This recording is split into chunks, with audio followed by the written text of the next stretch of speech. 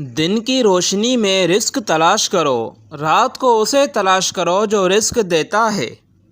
اپنے حصے کا کام کیے بغیر دعا پر بھروسہ کرنا حماقت ہے، اور اپنی محنت پر بھروسہ کر کے دعا سے گریز کرنا تکبر ہے۔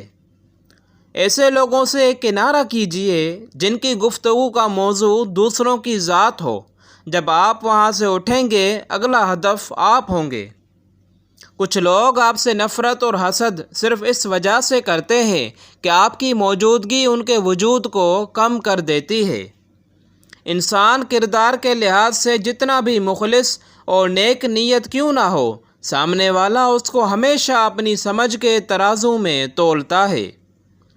کسی کا برتن خالی ہو تو یہ مت سمجھنا کہ مانگنے چلا آیا ہے، ہو سکتا ہے وہ سب بانٹ کر آ رہا ہو۔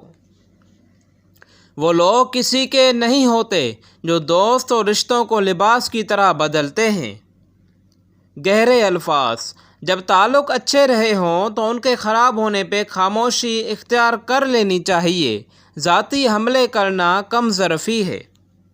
سورج اور والد کی گرمی برداشت کرنا سیکھو۔ جب یہ ڈوب جاتے ہیں، ہر طرف اندھیرا ہو جاتا ہے۔ ہمیشہ محتاط رہیں اس کنگلے سے جس نے 2 پیسے جمع کر لیے، اور اس جاہل سے جس نے 2 سطریں پڑھ لیں۔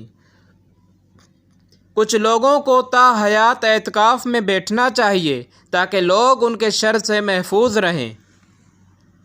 جہاں بھی خدا کے بجائے انسانوں کے حکم کی اطاعت کی جاتی ہے، وہاں کسی نہ کسی صورت میں ظلم اور بے انصافی موجود ہے۔ اگر ہم سے غلطی ہو جائے تو ابلیس کی طرح دلیر نہیں ہونا چاہیے، بلکہ معافی مانگ لینی چاہیے، کیونکہ ہم ابن آدم ہیں، ابن ابلیس نہیں۔ کبھی کبھار اچھے لوگوں سے بھی غلطیاں ہو جاتی ہیں۔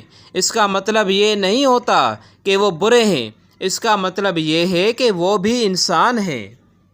دنیا کا سب سے بڑا رزق بغیر توبہ کیے سونا۔ لوگ کہتے ہیں سچ کڑوا ہوتا ہے۔ حقیقت میں سچ نہیں، بلکہ آپ کے بولنے کا انداز کڑوا ہوتا ہے۔ سب سے غلط گمان یہی ہوتا ہے کہ ہماری جگہ کوئی نہیں لے سکتا۔ خود جل کر دوسروں کو روشنی دینے والوں کو لوگ اکثر مینٹل کہتے ہیں۔ مکافات عمل کی چکی چلتی بہت آہستہ ہے، مگر پیستی بہت باریک ہے۔ غلط اوزاروں کے ساتھ محنت کرنے کا کوئی نتیجہ نہیں نکلتا۔ اگر تم خیالوں کی قید میں ہو تو تمہاری ہر آزادی بیکار ہے۔ جب اپنے چلے جائیں تو قبرستان سے ڈر نہیں لگتا۔